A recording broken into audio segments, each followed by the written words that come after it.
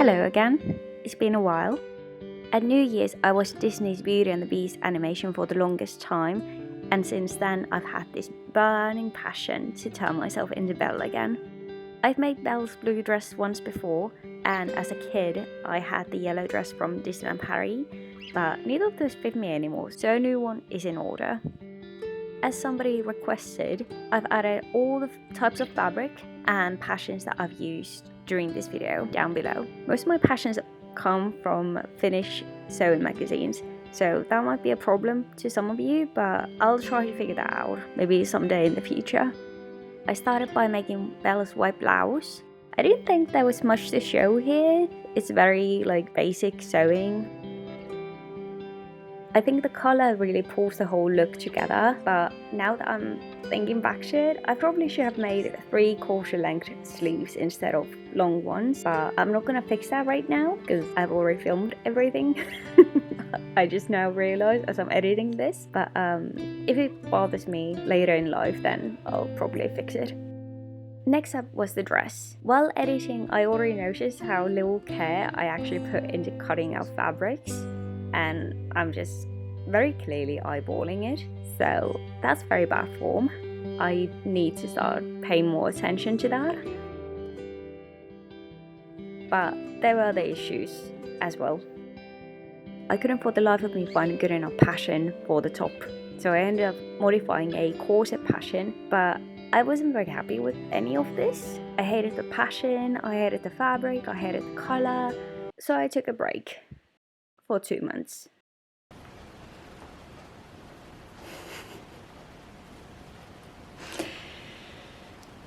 Yeah.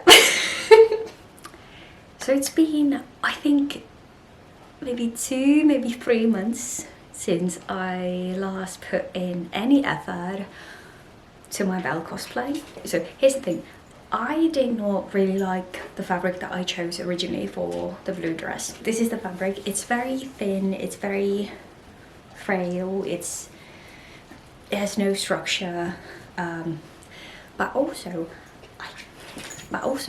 I did not really like the passion that I was using. I didn't like the passion because I pretty much had to remake it myself, and as you can tell, the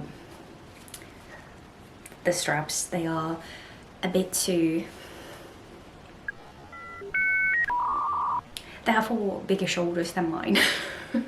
I guess they would just fall off, they would just be like this most of the time, so I didn't like that.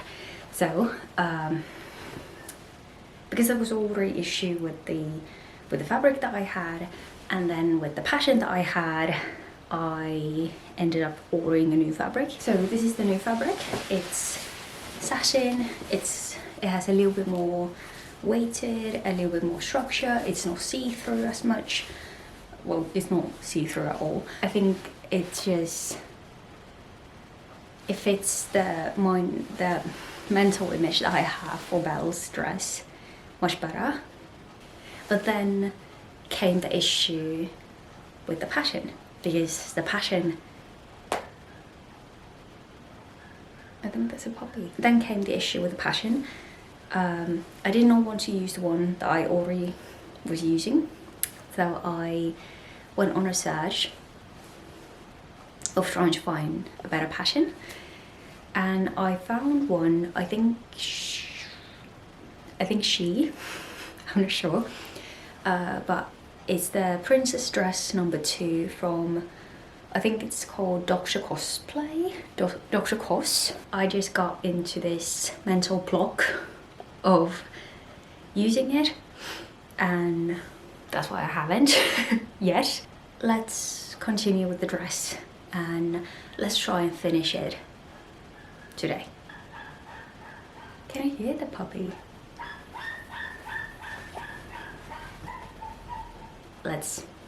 Let's continue with Belle and let's finish her. The pattern from DrCos was for a whole dress, and since I've only been needing pattern for the top of mine, I sort of eyeballed how much I needed to cut. During my break, I got myself pinking scissors and some chalk so that I could actually draw out the pattern before I go and cut it, And with pinking scissors, it helps first of all if your fabric is more prone to fraying, but also it makes people who are as lazy as me when it comes to cutting out fabrics actually have to think what we are cutting and how much we are cutting it.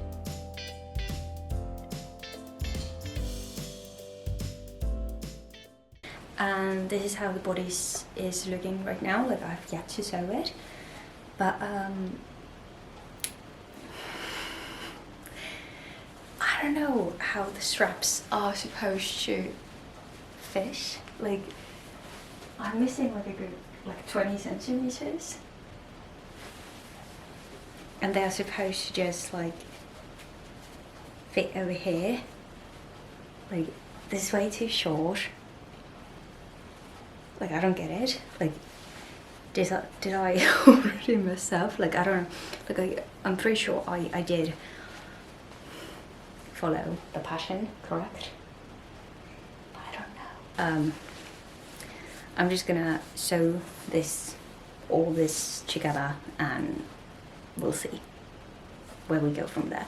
But I'm pretty sure I'm gonna have to like add another like 20 centimeters at least to the straps.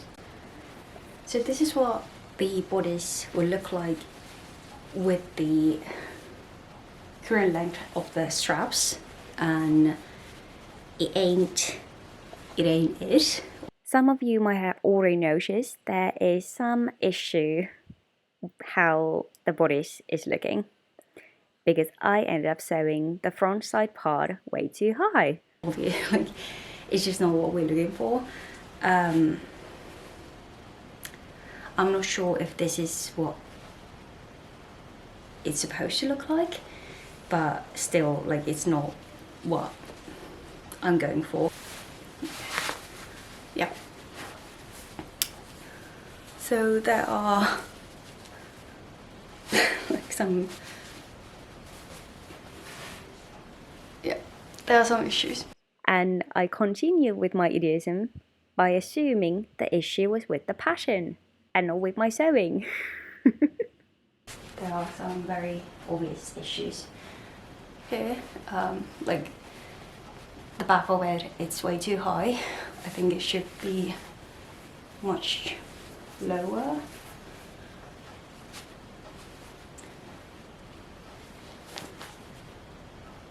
I don't know. This isn't what it's supposed to be now, because like this is supposed to be like, I don't know. It's not given. I'm just so baffled with myself. How did it not click? Why is it not clicking? It's not given. So I'm guessing the easiest solution would be to extend the straps, but like, I don't know. After extending the straps, the side of the body surprisingly was still looking awful, and by this point I'm ready to just throw this whole project to the bin. I'm so upset with all of it. I've wasted so much money, I've wasted so much energy, so much of my free time, but then I decided that I'm gonna check the pattern again, and from there I realized that, oh, I'm the problem. Who would have guessed? Now that things are fixed, the body is starting to look as it's supposed to look, and oh, would you look at that? There's a little hint of a smile right there. Oh wow. By trying on the bodice with the blouse also gave me a small little confidence boost that it might not all have been in vain after all, that I might actually make a dress for Belle. Then was lining time. I used my overlock machine to finish the edges of the lining before attaching it to the bodice. By the way, I got myself an invisible zipper foot, and oh boy, does it make a world of difference. I've never managed to sew on an invisible zipper so easily. By the way, does anybody else have the same bad habit as I do? Instead of putting the pins to a bowl or to a pin cushion, you put them in your mouth. It's like a little snack. This is what the top looks like as of right now. I'm gonna be ironing this whole thing, and then I'm gonna be attaching the straps to the bodice, the back of the bodice, and I'm gonna then sew the rest of the lining. The straps get kind of like locked in more neatly inside the lining, between the lining and the actual bodice. It is what it is. Oof.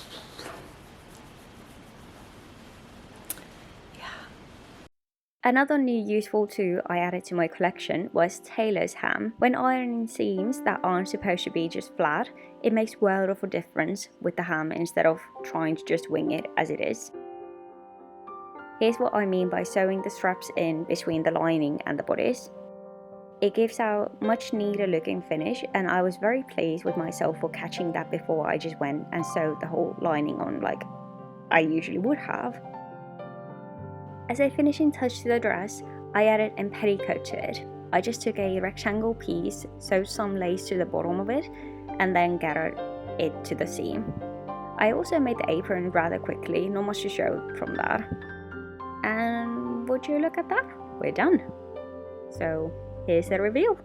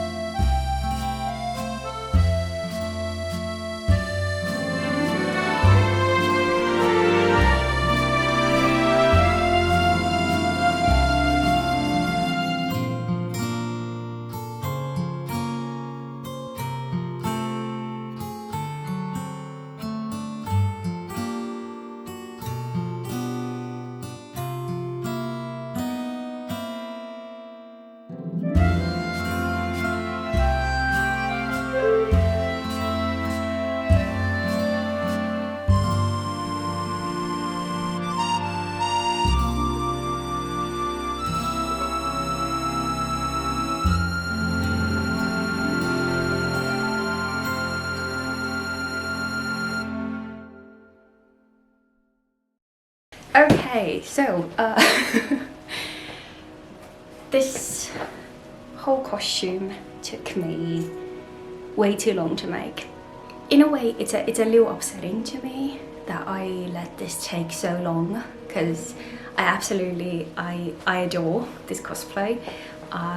Belle is my ultimate favorite Disney princess. She's always been like, I don't know, like,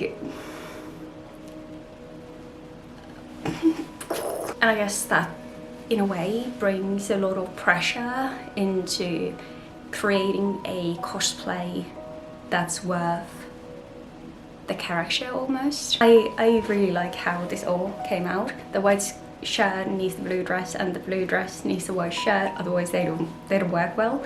With the dress, it was I think my first time using this kind of lining, that it's not like a proper lining, but it's just like for the neckline and the seams. So I like that. I like the fact that I didn't have to like do any doubling, so to speak, but it was just like this much of lining over here and in the armpits and all that.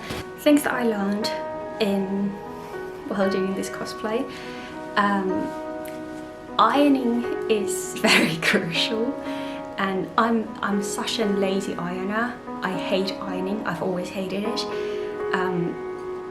but it makes world of difference when it comes to how your cosplay actually looks and how it feels and all that.